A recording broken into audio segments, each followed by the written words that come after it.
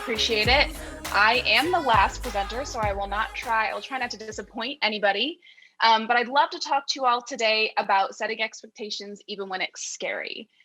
So I currently work for a very complex organization called Hologram, which is an IoT connectivity provider.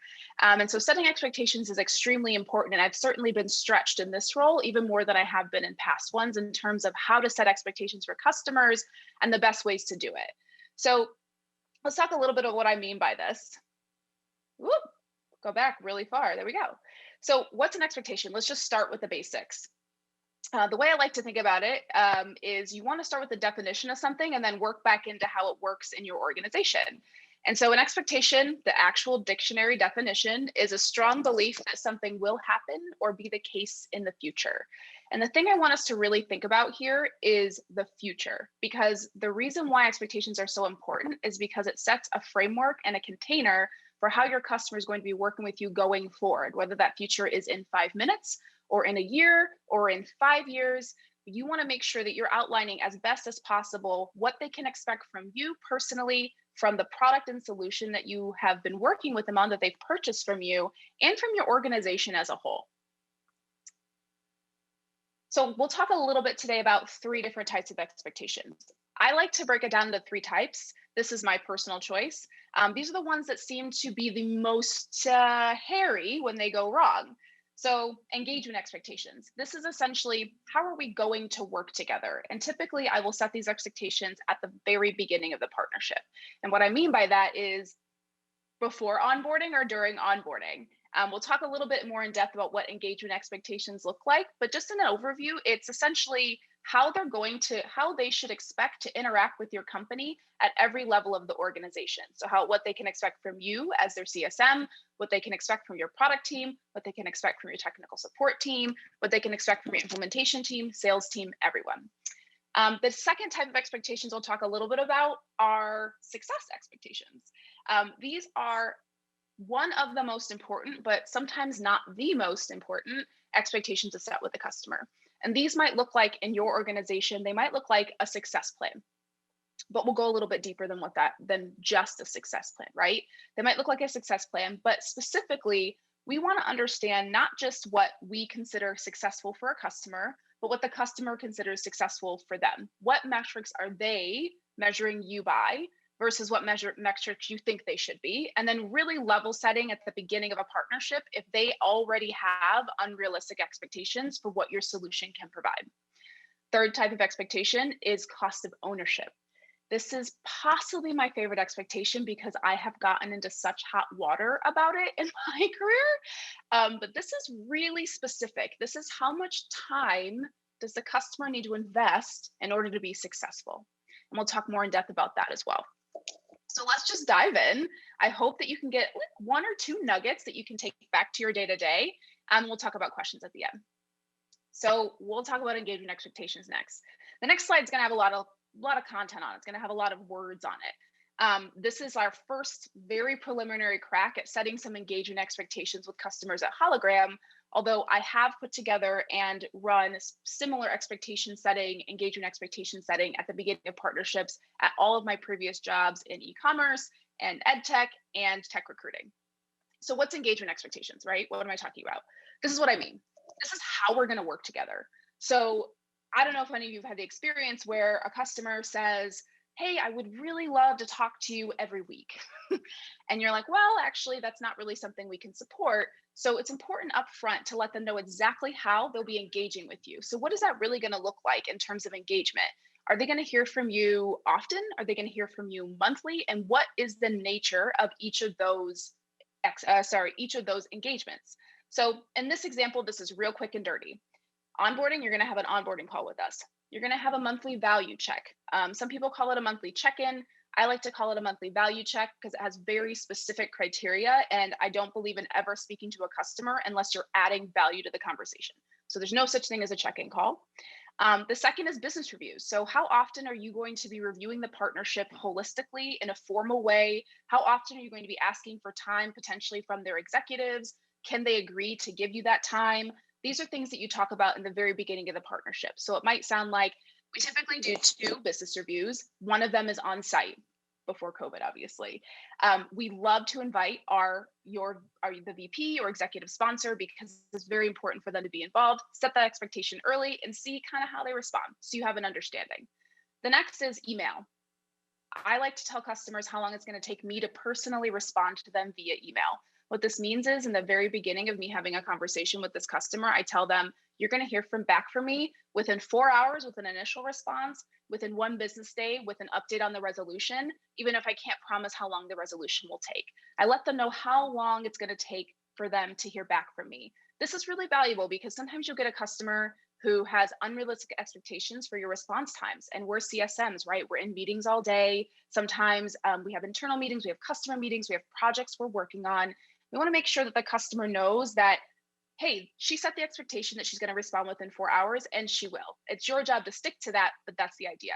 You also let them know that the best way to give you feedback is via email. You'll also sometimes share best practices via email, just to prime the customer. They're not going to remember every detail of what you're saying about this, but you want to prime them to let them know exactly how you'll be interacting with them and what expectations they can have from you.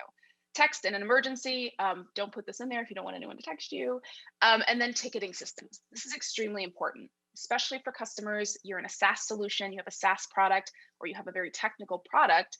You want them to know when they need to go to you and when they need to go directly to technical support, if that's something that you have supporting your team. For example, at Power Reviews, my previous employer, when a customer opened a technical support ticket, I got an alert for it. I let customers know that so that they didn't open a technical support ticket and then email me to tell me that they opened a ticket. It's little things like that to let them know, to give them parameters and guidelines for how they need to work with you from an engagement perspective. So next up, success metrics. A lot of you have heard about success plans. There might have even been a presentation today about them. This isn't exactly that. It's a little different. So success metrics, this is a lot of text, right, on one page. I wouldn't overwhelm a customer with this, but I wanted to put it nice and clean for you all to see in one space. So what's going to make you successful as a customer with us? We'll outline a success plan, right? You might have your goals, things that you want to hit, metrics, numbers, percentage growth, percentage of reviews collected, articles published, percentage of devices deployed, whatever the customer's goals are. You're going to let them know exactly what the steps are that you're going to get to those success metrics, and then you're going to get their buy-in. This is super, super important. And the buy-in happens not just up front. You see step 5 in the first little section here is that the customer needs to sign off on the success metrics, not just the success metrics, but we'll talk about next what's included to get there. So a lot of times customers will say, yeah, this is fantastic. I do want to grow by 300% this year. And then you say, fantastic, here's what you need to do to get there. And the customer will say, great, that's fantastic. And then you're off track by month 3, and you go back to the customer, remind them we'll track against the success metric section in the second part of here. Oops, there we go. You'll talk about when you're going to track. So at our monthly check-ins and business reviews, I'm going to pull up the success plan. We're going to go through it and see where we are. And then we're also going to talk about things that you have not done that might be influencing it if we need to make improvements. So very, very upfront, I let them know that I'm going to tell them when they're wrong. This is one of the parts that's scary. People do not want to do this. It's very, very hard to tell a customer, well, I told you that you needed to do this and you didn't do this, and that's where we're missing the mark. But if you have the success plan in place and you're both agreed on that expectation that's been set, then you can hold them to it. Another quick note is that if you get a new contact, you need to represent the success plan. You need to get their sign off on it as quickly as possible. I also include renewal. So Hologram is a little bit unique. I actually included this because a lot of people out there are likely working against a renewal date because that's, customer success 101, save the renewal, and growth and expansion. Hologram doesn't have a proper renewal cycle necessarily because of the nature of our product, but I do, in every past role I've had, I always bring up renewal at the beginning of the partnership. And what I mean by that is not necessarily, hey, we want you to start thinking about paying us more money already. It's really more along the lines of, we're working toward this. This is our North Star, and the North Star is renewal. And they know that, and you know that. It's best to just talk about it. And I let them know exactly when I'll be reaching out for renewal and what the conversation is going to sound like. In this point, I say, I'm going to reach out in October, and I'm going to share ROI with you. That's what we're going to talk about. And then the last thing is the product roadmap. And the reason I loop the product roadmap in with success metrics is because, like the previous presenter said, there's importance in influencing the product roadmap. But beyond that, There's also, in terms of expectation setting, letting the customer know that we might change our plan throughout the year depending on our new products and features. And you get a nice benefit here because you're able to say things like, we are an innovative company, and if we release a product or feature that's going to benefit you and get you faster to your goals, I'm going to tell you about it, and this is how I'm going to tell you about it. And that's the product roadmap piece. Now, let's hop a little bit into cost of ownership because this is probably my favorite thing. All right, cost of ownership. What is it? You'll see on this screen right now, this is my dog, Stokely, when he was a puppy. He was about 6 months old in this picture. I know he's very cute. We'll all try not to get distracted by his face and beautiful eyes. But cost of ownership, the way I like to think about it is, what is it going to take to be successful? So say you want to get a puppy and you have no idea what to expect from getting a puppy. So you get the puppy and you're like, oh my gosh, I have to walk this thing 5 times a day. It's peeing in my house. It's chewing my furniture. I have to take it to the vet. Oh, how much do shots cost? And suddenly you're very overwhelmed by this beautiful creature in your home because you didn't have the right expectations of what it's going to cost you time and money wise to raise a puppy.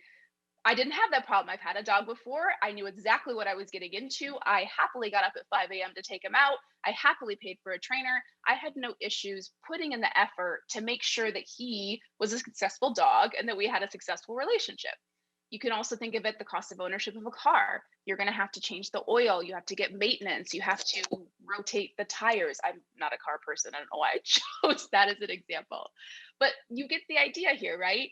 You want to let someone know exactly the time and effort it's going to take to be successful. Now, you can bake this into the success plan, and I often do, but I do like to talk about it separately, and I like to talk about it often. And the reason is that customers often forget what you told them it was going to take to be successful.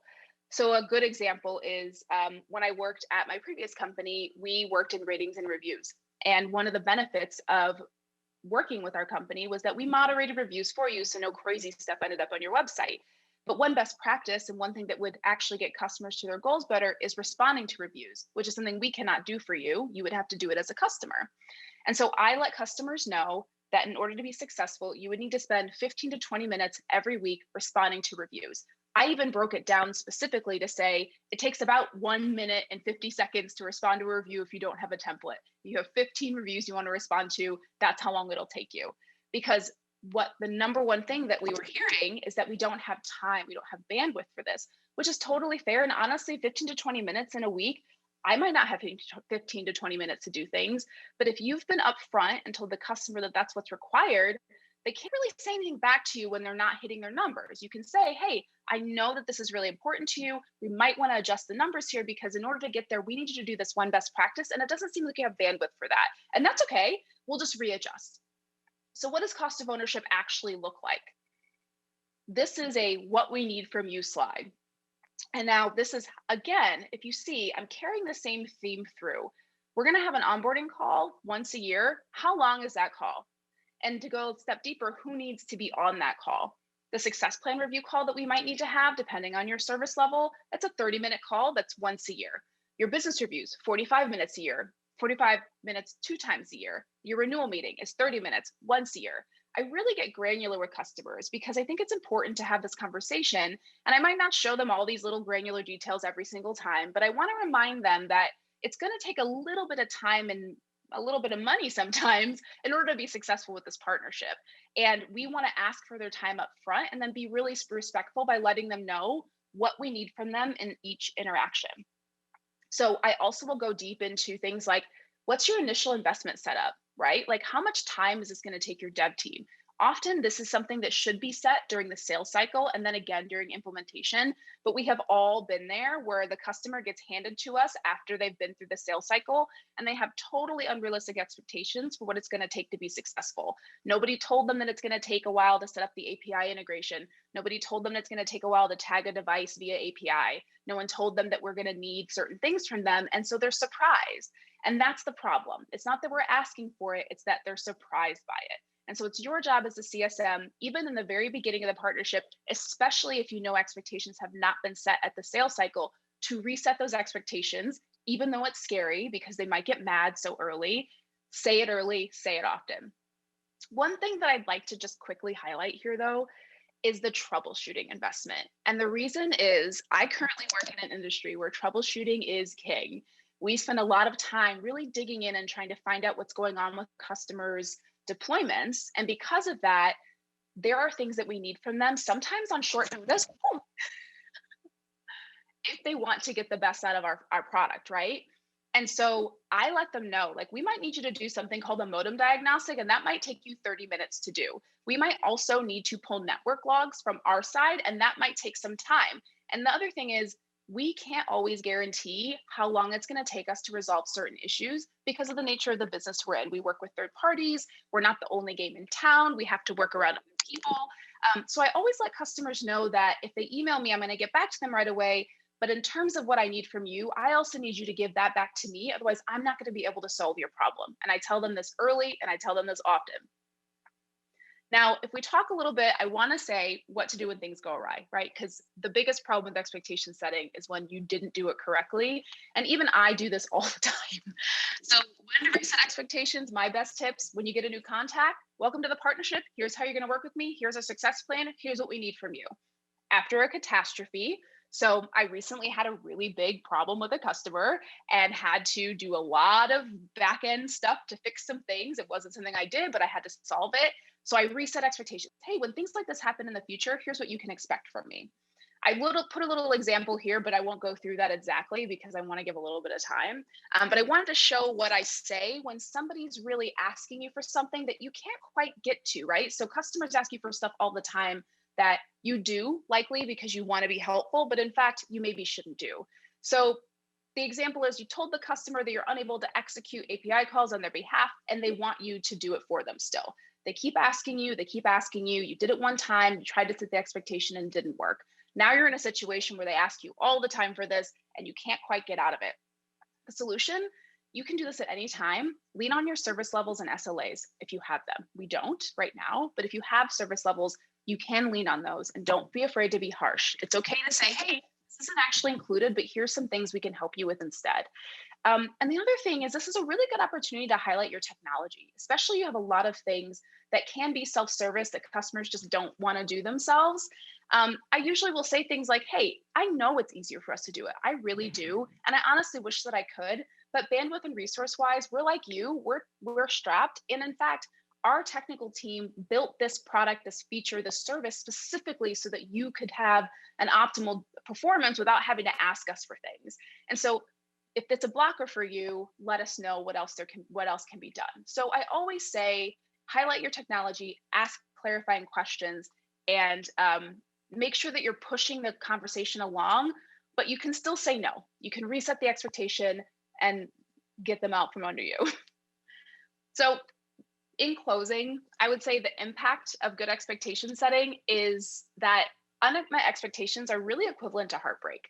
If you think about a heartbreak, like you expected something to happen and then it didn't. Maybe you expected the relationship to last forever and then it didn't, or expected to get a job and it fell through. Expected to have a really fun time and you got a flat tire. So, and you just get a little bit heartbroken by that. And we don't want to break our customers' hearts. So that's all, expectation setting, even when it's scary, and happy to take any questions that anybody has. All right, Arit, really appreciate it. Yeah, there definitely are some questions. I think you touched on a nerve there in the last 90 seconds or so when you started talking about SLAs, and there's a bunch of questions around, all right, what's that about? I don't have SLAs. What do I need to do there? And so maybe the best way to start there, I bet there's a lot of early stage kind of customer success folks on the call who probably don't have a specified SLA, a service SLA, yeah, or what have you. What are your thoughts on that? Like how should somebody go about starting to put something like that in place? So that's a good question. Without going too deep into a company-wide overhaul, we don't have great SLAs either. We only have SLAs for like our technical support tickets. What I would do is if you have the data, or even anecdotally, about how long does it take you to solve any given problem for a customer, and then back into that and say, typically it's going to take me about 3 days to get back to you when you ask me these kinds of things. Gotcha. So lean on data whenever you can. And if you don't have data, and I've been there, I work for an early stage company now, go based off of your anecdotes. Like, I've had to do this 4 times for customers. It's taken me about 3 days. This is my new standard and go forward with that and adjust if you need to. I think there's even something there, like when you talk about, like all throughout the day, we've been talking about like building systems, building process and all of that. One of the things that I would recommend you do is like that's a perfect example. Now, if you got like a new CSM on the team, they're not going to know that. That's just going to kind of become tribal knowledge for you. So if there's a way to document that, whether that's on a wiki, whether that's on like a shared drive somewhere, 100%. so that, you know, new CSM Anytime. starts, oh, you know, this customer came to me asking for this, what expectation should I set? 100%. Anything that you do that works with customers, document it, share it with your team, and eventually, hopefully, company-wide, you can adopt it as a company-wide policy. I often have like a workshop knowledge sharing session if I've found some new things, and I'll meet with the other CSMs on my team, and we'll just literally touch base, especially in the remote world, about what's been working and what's not been working. Yeah, I love the idea of just like a lunch workshop. You know, we're going to get together every other Friday and, you know, spitball on a topic for an hour. So. Yeah. Well, cool. Really appreciate it. Any last thing you want to share with folks before we wrap up? No, feel free to connect with me on LinkedIn. And if you have any other questions, I've done this presentation a few times and it's actually much longer than this. So I can talk about setting expectations and give you examples all the live long day. So feel free to reach out to me. All right. Very good. Well, we really appreciate not only Arit, but everybody who took part in the day.